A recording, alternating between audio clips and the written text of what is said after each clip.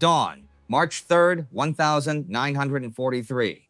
The Bismarck Sea, north of New Guinea, lay flat and silver, so still it seemed to hold its breath. 8 Japanese transports moved in perfect formation. 8 destroyers screened them like iron walls. On the bridges, officers watched the horizon with the calm of men who had done this run a dozen times before. Their decks were crowded. Nearly 7,000 soldiers, fuel, rice, ammunition, everything the Empire needed to hold the line at Leh. For more than a year, convoys like this had crossed these waters and lived. The men flying against them that morning were boys from Kansas and Ohio and Tennessee. Farm kids, factory kids, kids who 6 months earlier had never seen the ocean.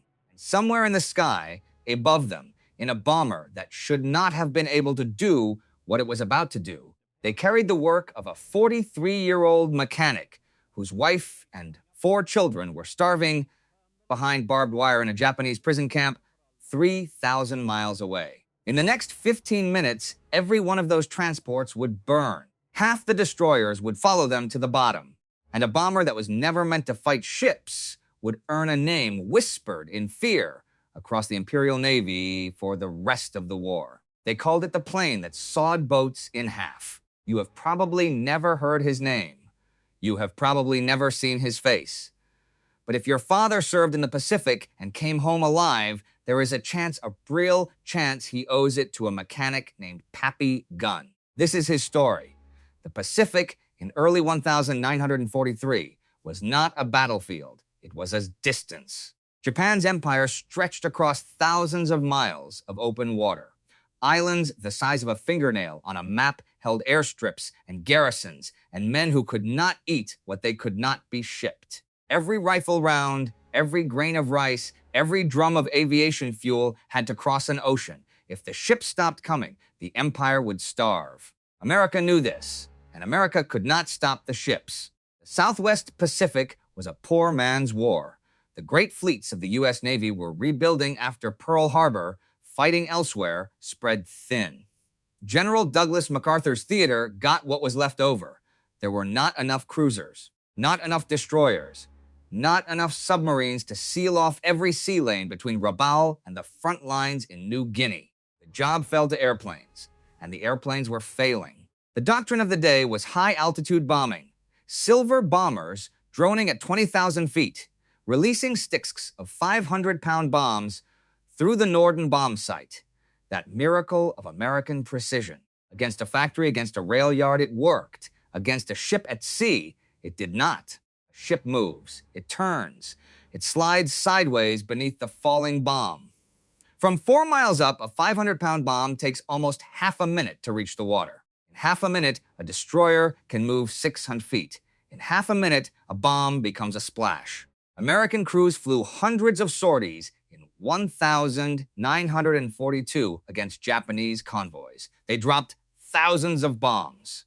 They sank almost nothing, and the Japanese knew it. Their doctrine assumed the American attack would come from above or in the long, straight, predictable runs of torpedo bombers. Their anti-aircraft guns pointed up. Their tactics were built for a war that was already becoming obsolete. And every failed American attack made them more confident. Every empty splash reinforced the belief that the convoys would always get through. MacArthur watched the situation with growing dread. Japanese garrisons in New Guinea were being reinforced faster than his ground forces could push them back. Rabaul, the great Japanese fortress on New Britain, was pumping men and steel into Leh and Salamaua week after week. And if New Guinea was lost, the road to the Philippines was closed. The general needed a miracle. He was not going to get one from Washington. That was the first hard truth of the winter of 1942. Every telegram, every request, every desperate memo asking for new aircraft, new weapons, new tactics came back the same way. Europe first. The bombing of Germany came first. North Africa came first. The Southwest Pacific was told to make do. Make do with what? That was the question a 53-year-old general with a cigar and a sharp face was asking himself in Brisbane in the summer of 1942. His name was George Kenney, and he had just been given command of the 5th Air Force. Kenny was not a man who accepted no for an answer. He had inherited a broken command from a broken predecessor. Morale was low. Aircraft were grounded for parts. Bombing missions were achieving nothing. And Washington was not sending help. If the answer would not come from headquarters, it would have to come from the hangar floor. And in a hangar at Eagle Farm outside Brisbane, Kenny was told there was a man who might just be crazy enough to help him. His name was Paul Irving Gunn. Everyone called him Pappy. He was 43 years old. That was old for aviation in 1942. Old enough that the young pilots around him joked he'd been flying when the Wright brothers were still selling bicycles. He was small, wiry, weather-beaten. His eyes were pale and hard. He did not smile much. He had been a chief aviation pilot in the United States Navy for 22 years, retiring in 1939. Then he had done what a lot of old aviators did. He took his pension and moved his family to the Philippines and went to work flying commercial routes for Philippine Airlines out of Manila. He bought a small house. He raised 4 children. His wife, Polly, was 40 years old, the daughter of a Navy chief, tough and quiet and used to the life. They had 2 daughters and 2 sons, Julie, Paul Jr., Nathaniel, Connie. On December 8th, 1941, hours after Pearl Harbor, Japanese bombs began falling on the Philippines. The Army Air Forces recalled every American pilot they could find. Pappy Gunn, retired chief, 42 years old, was suddenly back in uniform, flying a stripped-down transport into and out of a country that was collapsing around him. Carried out generals. He carried out staff officers. He carried out wounded men. On one of the last flights out of Manila, in the final days of December 1941, he did not carry out his family. No room. There was no time. He was ordered to fly officers to Australia. He kissed Polly. He kissed the children. He told them he would come back for them. He never saw them again for 3 years. In January of 1942, the Japanese army rounded up every American civilian in Manila and marched them into a place called the Santo Tomas internment camp. Polly Gunn and the 4 children were among them. They would spend the war behind barbed wire, starving slowly, watching other prisoners die of disease and hunger, hoping the man they knew was still out there was doing something. Anything. He was. Pappy Gunn arrived in Australia with nothing but a duffel bag, a set of wings, and a single burning purpose. He would find a way to kill Japanese ships. Every ship he sank was one less ship that could carry supplies to the garrisons holding his family.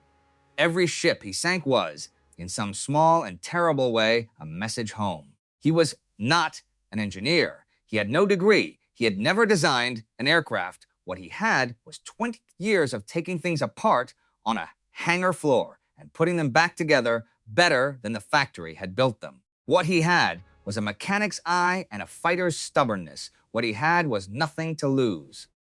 And that was the second hard truth of the winter of 1942. The man who would rewrite the war in the Pacific was not credentialed. He was not authorized. Most of what he was about to do violated the technical manuals of the United States Army Air Forces. More than once, senior officers would order his modifications torn out. More than once, George Kenny would have to intervene personally to protect him. The revolution would not come from the drawing board. It would come from a man who had already lost everything, working in a hangar with a welding torch, refusing to be told no. The question was what airplane to work with. Fighters were fast and heavily armed, but they could not fly far enough over the vast Pacific distances, and they could not carry the bombs needed to finish off a ship. Light attack aircraft could strafe, but their bomb loads were too small. The heavy bombers, the B-17 and the B-24, were built for altitude. They could not come down to the wave tops and live. Between these extremes sat a medium bomber called the North American B-25 Mitchell. The Mitchell was a compromise machine, twin engines, twin tails, reliable over water, wide, stable fuselage, enough range to hit any Japanese target within 1,000 miles of the Australian coast. It carried a crew of 5 or 6 and a modest bomb load. It was already in service. It was already in Australia, and its nose, made of glass and framework, could be cut off. That was the key. The nose of a B-25 was designed to hold a bombardier looking down through a Norden bomb sight from 20,000 feet. But at wave-top height, a bombardier was useless. At wave-top height, you did not aim bombs. You aimed the airplane. And if you were going to aim the airplane, then the nose did not need glass. The nose needed guns. In the summer of 1942, George Kenney flew to Eagle Farm and walked into a hangar and found a small, tough, silent man in oil-stained coveralls standing beside a half-torn-apart B-25. The general looked at the airplane. The general looked at the mechanic. "What can you do with this?" he asked. Pappy Gunn wiped his hands on a rag and looked up. "General," he said, "give me 30 days and 1 airplane, and I'll give you a ship killer." Kenney gave him the airplane. The war in the Pacific was about to change. Eagle Farm, in the summer of 1942, was not a laboratory. It was a shed with a concrete floor, a rack of tools, and a collection of Australian and American mechanics who had learned to improvise because there was nothing else to do. Pappy Gunn ran it like a man possessed. The first cut was the hardest. Removing the entire bombardier's nose of a B-25 Mitchell meant severing the aircraft's face. Wiring had to be rerouted. Structural members had to be rebuilt. The Norden bomb sight, that precious classified instrument the U.S. Army treated like a religious relic, came out and went into storage. In its place, Gunn built a solid steel nose cone. Into that cone, he mounted 4 Browning .50 caliber machine guns. Rigidly, fixed, bore-sighted straight ahead so that whatever the pilot pointed the airplane at, the guns pointed at also. Then he added 2 more guns in blister mounts on the sides of the fuselage, just below the cockpit. The crews called them cheek guns. They gave the pilot 6 weapons firing forward. 6 streams of half-inch armor-piercing incendiary rounds converging on whatever lay ahead of the propellers. The math of it was brutal. A Browning .50 caliber fires roughly 800 rounds a minute. 6 of them together put out nearly 5,000 rounds a minute. In a 2-second burst, more than 150 heavy machine gun rounds arrived on target. Armor-piercing incendiary, designed to punch through steel plate and light whatever was behind it on fire. No warship in the Pacific carried armor thick enough to stop a .50 caliber round on the bridge. The gun tubs, the fire control positions, the exposed anti-aircraft crews. Every man standing on the deck of a Japanese transport was, for those 2 seconds, made of paper. But putting the guns in was only the beginning. The first test flights nearly ended the program. When Gunn's crew fired all 4 nose guns simultaneously for the first time, the recoil forces slammed backward through the airframe, like a giant kicking the airplane in the teeth. The nose pitched down. The pilot fought the controls. Rivets cracked. Structural members bent. The pilot landed white-faced and shaking and told Gunn it felt like flying straight into a brick wall. There were senior officers who wanted the program killed on the spot. Pappy Gunn spent 3 weeks with a welding torch and a set of drawings he had never studied in school. He reinforced the nose structure. He redistributed the ammunition boxes to shift the center of gravity. He rerouted the feed chutes so they would not jam when the airplane pulled hard turns. He rebalanced. He tested. He rebalanced again. The second test flight worked. The pilot came down grinning. The airplane, a medium bomber designed by engineers in California to fly high and level, had been turned into something its designers would not have recognized. A gun platform. A strafer. A wave-top killer with the concentrated firepower of a squadron of fighters and the range of a bomber. Kenney called them commerce destroyers. The crews just called them strafers. And while Gunn worked at Eagle Farm, another man was solving the other half of the problem. His name was William Benn. He was 32 years old, a lieutenant colonel, and he had come out to the Pacific as George Kenney's aide-de-camp. Kenney trusted him. Kenny sent him to command the 63rd Bombardment Squadron and gave him a problem. Guns could kill men on a ship's deck. Guns could shred a bridge and silence a gun tub, but guns could not sink a 5,000-ton transport. That took a bomb.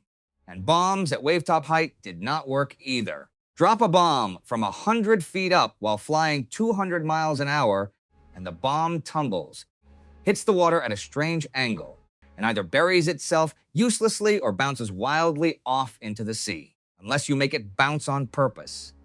The idea was called skip bombing. It was old.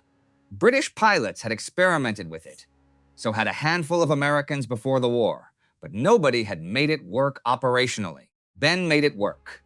The method was insane in its simplicity. Fly at 50 feet above the water, 220 miles an hour.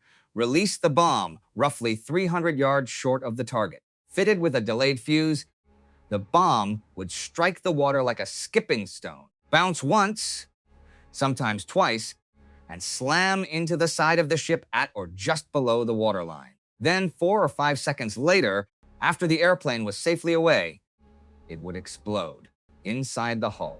Ben's crews practiced it on the wreck of a Dutch merchant ship, the SS Pruth, sitting on a reef near Port Moresby. They dropped hundreds of practice bombs. They learned the sight picture. They learned the exact instant of release. By October of 1942, Ben's 63rd Squadron was sinking Japanese ships one at a time, at night, in small numbers. And then, in the early weeks of 1943, before his tactic could reach its full flowering, William Ben was gone. He took off on a reconnaissance flight over the mountains of New Guinea and disappeared. His aircraft was never definitively recovered. Weather, terrain, mechanical failure. Nobody knew for certain. He was declared missing and, eventually, dead. He never saw the Battle of the Bismarck Sea. He never saw what skip bombing became. The technique that would shock the Japanese Navy and rewrite naval air warfare for the rest of the century was invented by a man who did not live to see it triumph. That was the third hard truth of that winter. The men who built the weapon did not always get to fire it. By February of 1943, the pieces were coming together. Kenny had a new squadron leader for the Strafer B-25s. His name was Edward Larner. He was 30 years old, a lieutenant colonel, and by every account of the men who flew with him, he was as fearless as any pilot in the Pacific. Larner commanded the 90th Bombardment Squadron, part of the 3rd Attack Group. His men called their outfit the Paradise. Larner trained his crews at Port Moresby the only way it could be trained. Low, lower, lower still. They flew at 50 feet above the water, at 30. Any lower, and they became part of the water. Any mistake, and they died. In practice runs against wrecks and offshore targets, they learned to hold formation at wave height, throttles pushed forward, guns cold, waiting for the moment they would be hot. By the end of February, Larner reported to Kenny that his squadron was ready. He had 12 modified B-25 Strafers. He had the pilots to fly them. And he had, if only he had known it, exactly 1 week to wait. Because in Rabaul, on the 28th of February, 1943, the Japanese were loading a convoy. It was designated Convoy Number 81. Its mission was to reinforce Lae, the increasingly desperate Japanese stronghold on the eastern coast of New Guinea. 8 transports, 8 destroyers, roughly 6,000 to 7,000 men of the 51st Infantry Division, commanded by Lieutenant General Hidemitsu Nakano. Nakano was 49 years old, a career army officer, and he was going to Lae to take command of a losing battle. The naval escort was commanded by Rear Admiral Masatomi Kimura. Kimura was 51, a veteran destroyerman, cautious and experienced. He flew his flag on the destroyer Shirayuki. He had studied the weather forecasts. Rain and low cloud were expected for the run. He believed the weather would hide the convoy. He believed his anti-aircraft screen could handle whatever high-altitude bombing came at him. He had done runs like this before. There was one thing Kimura did not know. The Americans had been reading his mail. Through signals, intelligence, The code breakers, who had cracked pieces of the Japanese naval codes, Allied planners knew a major convoy was being assembled at Rabaul. They knew roughly when it would sail. They knew roughly where it was going. General Kenny had been given the better part of a fortnight to prepare. Time enough to rehearse the attack. Time enough to position the strafers, the skip bombers, the high-altitude B-17s, the Australian Beaufighters that would fly alongside them. Time enough to make sure that when Kimura's ships crossed the Bismarck Sea, everything was ready. The Japanese convoy was sailing into a trap that had been set with mathematical patience. There was something else, and it is one of the strangest details of the whole affair. In the weeks before the convoy sailed, Japanese fighter pilots based at Rabaul had begun to hear rumors. American aircraft were doing something new, coming in low, firing heavy machine guns from the nose, skimming the water. Some of the Zero pilots reported it up the chain of command. Warnings were passed. But at the highest levels of the Japanese command at Rabaul, the reports were dismissed. The weather would protect the convoy. The Americans could not be doing what the pilots said. High-altitude bombing was the American way. It always had been. Kimura was told very little of these warnings. He sailed with what he believed he knew. He was wrong about all of it. On the 2nd of March, 1943, an American B-24 Liberator on long-range patrol spotted the convoy in the Vitiaz Strait. The word went out. By late morning, the first wave of American B-17s had arrived over the ships at 15,000 feet. Their bombs came down in familiar sticks. Most missed, but one of them found the transport Kyokusei Maru and set her burning. Kimura made a decision. He ordered 2 destroyers, Yukikaze and Asagumo, to pull out of formation, take aboard roughly 950 survivors from Kyokusei Maru, and race ahead to Leh to unload them. The 2 destroyers peeled away. They would reach Leh early. They would not be there for what came the next morning. The rest of the convoy pressed on into the night. Australian Beaufort torpedo bombers came in through the dark. Their torpedoes missed. Kimura's captains began to relax. The pattern was familiar.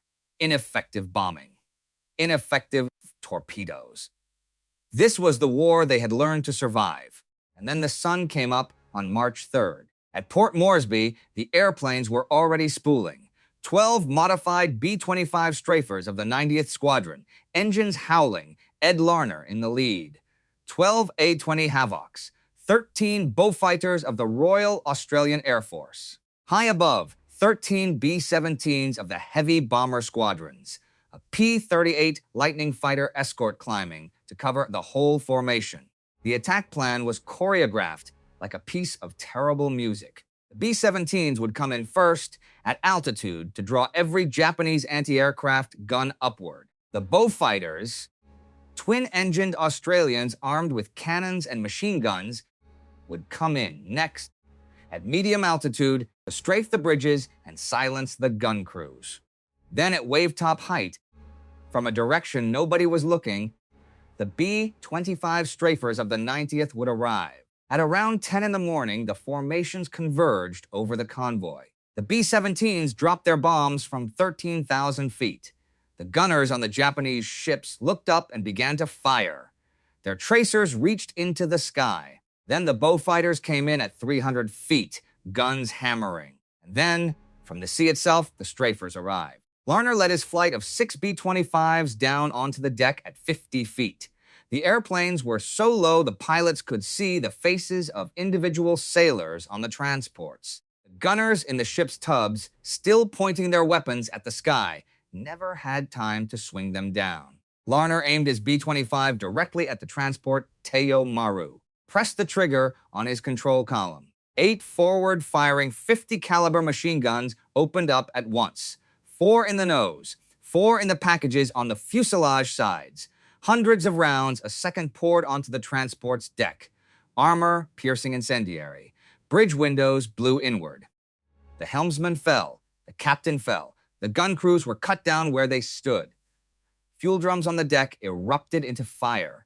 Ammunition began to cook off in flashes of white light. And then, at 300 yards out, Larner's bombardier released a 500-pound bomb with a 5-second delay fuse. The bomb hit the water flat. It skipped once, twice, and slammed into the side of Teomaru at the waterline. Larner's B-25 was already climbing away when the bomb detonated inside the ship's hull. Behind him, the next strafer came in, and the next. 6 aircraft in the first flight, then 6 more. Along the length of the convoy, the same thing was happening to every ship. Bridges disintegrated in machine gun fire.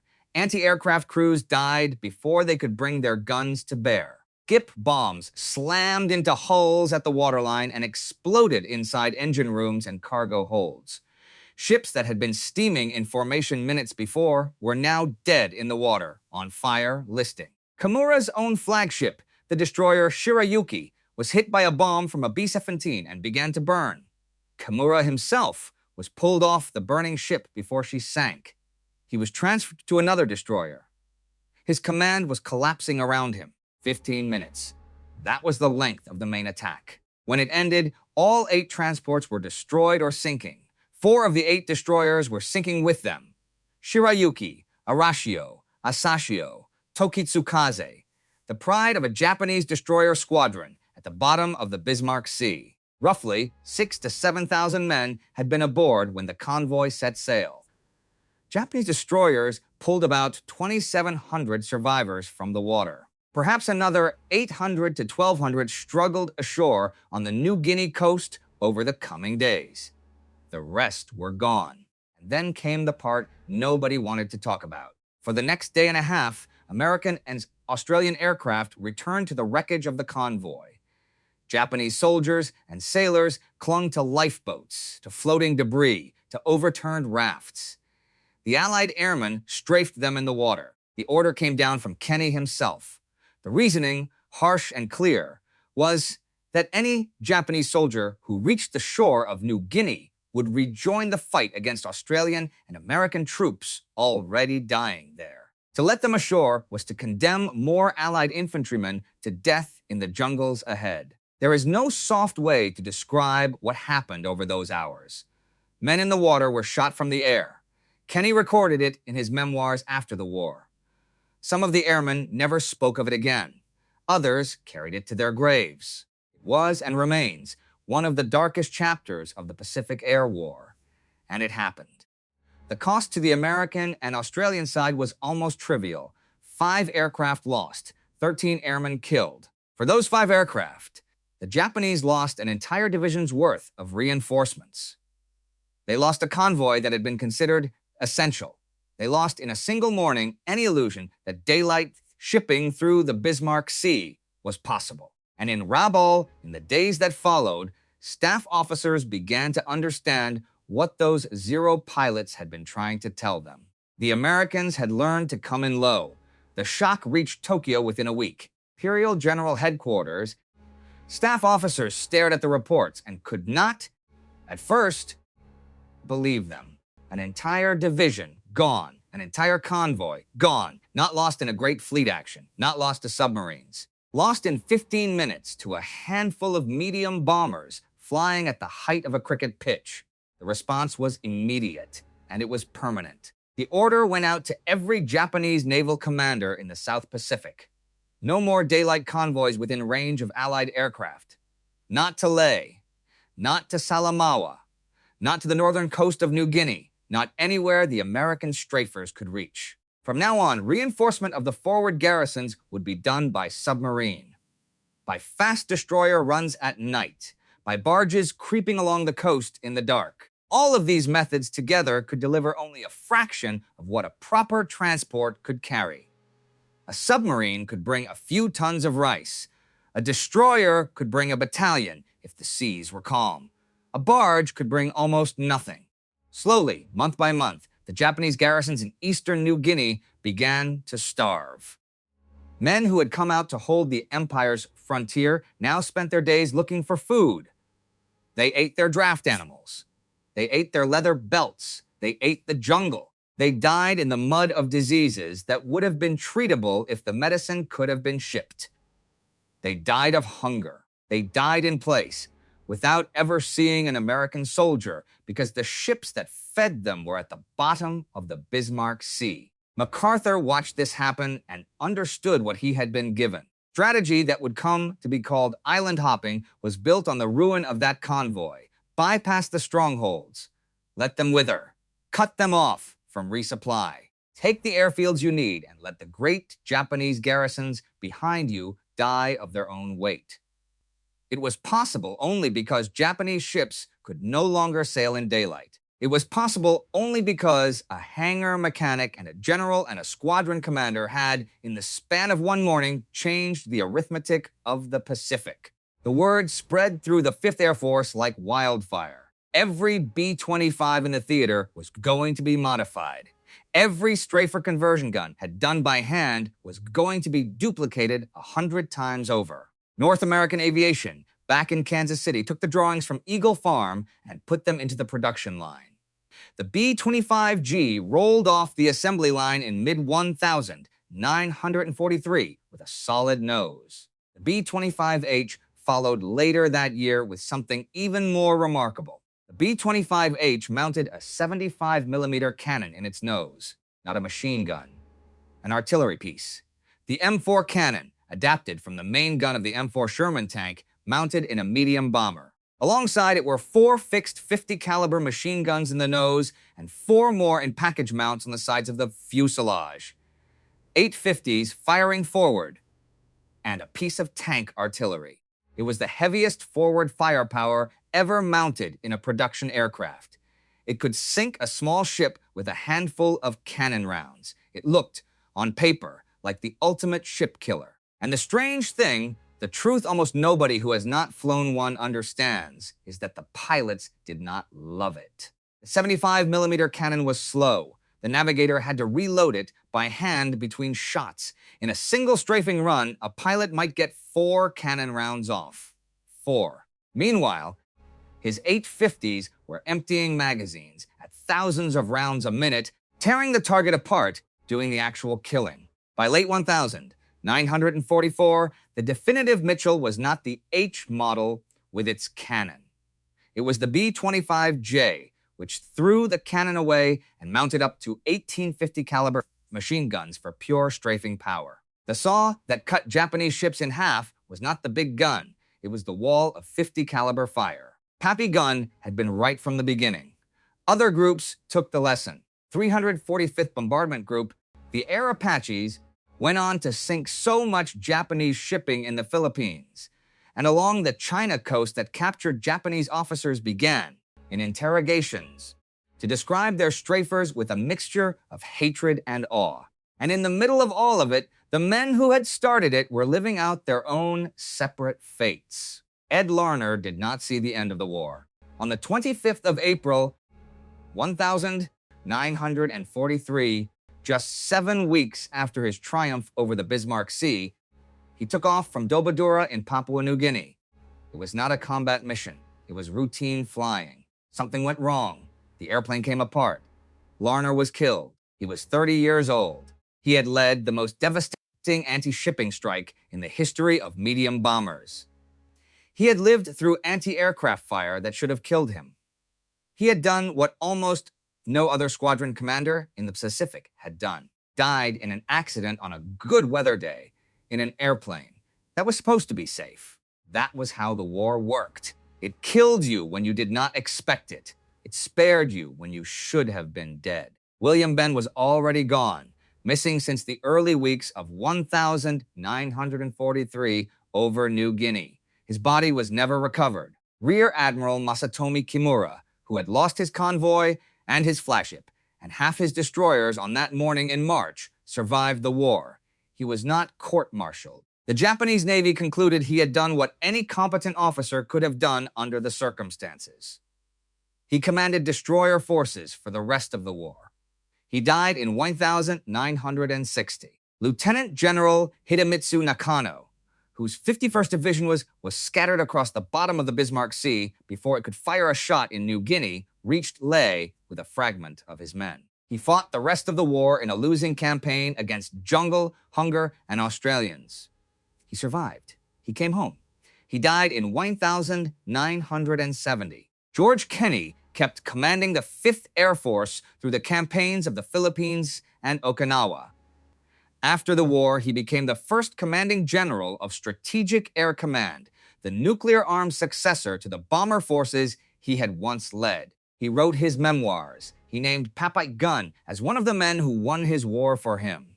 He died in 1977, 88 years old. And Papay Gun kept going through 1943 and 1944. He modified airplanes for the 5th Air Force wherever they were needed. He was in the Philippines when the Americans came back. In January of 1945, over Mindoro, the airplane he was flying in was strafed by a Japanese fighter. He was badly wounded. He almost died. On February 23rd, 1945, American paratroopers dropped on a Japanese internment camp at Los Baños on the island of Luzon. In a rescue operation that has become one of the legends of the Pacific War, they liberated more than 2,000 American and Allied civilians. Among them were Papay Gun and her 4 children, thin and exhausted after 3 years of captivity, but alive. Papay Gun was there when they came out. There is a photograph of him with his family after the reunion. He is thin. He is bandaged. His wife is smaller than she used to be. The children have grown. Julie is a young woman now. Nathaniel and Paul Jr. are almost grown men. Connie, the youngest, is still a girl. The mechanic who had spent 3 years building airplanes to kill Japanese ships. Because his family was in a Japanese camp, finally, at last, brought that family home. He was 46 years old that day. His wife was 43. His youngest daughter, Connie, had been a child when he last held her. She was almost a teenager now, 3 years, 4 months, and 12 days. That was how long the war had kept them apart. He had counted every one of those days. He did not stop flying. He never stopped flying. After the war, he went back to the Philippines. He went back to civilian aviation, back to the country he had loved before the world came apart. He worked for the airlines. He flew charter routes. He grew older. He kept his hand on a control column. On October 11th, 1957, 12 years after the war ended, Paul Irving Gun took off in a light aircraft from Manila. There was a typhoon in the area. Weather closed in. His airplane went down. He was 58 years old. He died in the same skies from which he had once evacuated a defeated army, not 20 miles from the old walls of Santo Tomas, where his family had been imprisoned. He had survived 4 years of the worst war in human history. He had survived Japanese fighters and anti-aircraft fire and his own reckless experiments. He was killed, in the end, by a storm. That was how the war worked, even after it ended. So what did any of it mean? There is a temptation, when you tell a story like this, to make it a story about a wonder weapon, about a bomber that sawed ships in half, about the magic of American engineering. That is not what this story is. Nothing new was invented at Eagle Farm in the 1942. The B-25 was not new. The 50 caliber machine gun was not new. The idea of skip bombing was old. Even the ambition of low-level anti-shipping attack had been tried in different ways by different air forces for years before the war. What was new was the combination. What was new was the willingness to take an existing airplane and use it in a way its designers had never imagined. What was new was a general who protected an unlicensed mechanic who ignored the rule book, a squadron commander who trained his men at 50 feet above the water, a staff officer who invented a tactic he never lived to see triumph. What was new was adaptation, faster adaptation than the enemy could match. Japanese Navy in 1943 was still fighting the war it had prepared for in 1941. The Americans in the Southwest Pacific were fighting the war in front of them. That was the difference. That was the whole difference. And behind it, if you look closely, is the human thing, the thing that made it possible. A 43-year-old mechanic in Brisbane working late into the night in a hangar, welding steel plate into the nose of an airplane because 3,000 miles away his wife and children were behind barbed wire, and every ship he could help sink was a ship that could not feed the guards. That is not a story about weapons. That is a story about a man who had already lost everything and refused to sit down. The Bismarck Sea is a quiet place today. The wrecks of Kimura's convoy sit on the bottom, most of them still where they went down, home to coral and fish. From the surface, you would never know anything had happened there. But for a few minutes on the morning of March 3rd, 1943, that sea burned. And on that morning, in the smoke and the noise and the terrible efficiency of it, an old airplane flown differently and armed differently by men who had nothing left to lose changed the war in the Pacific forever. They called it the plane that sawed boats in half. They were not wrong.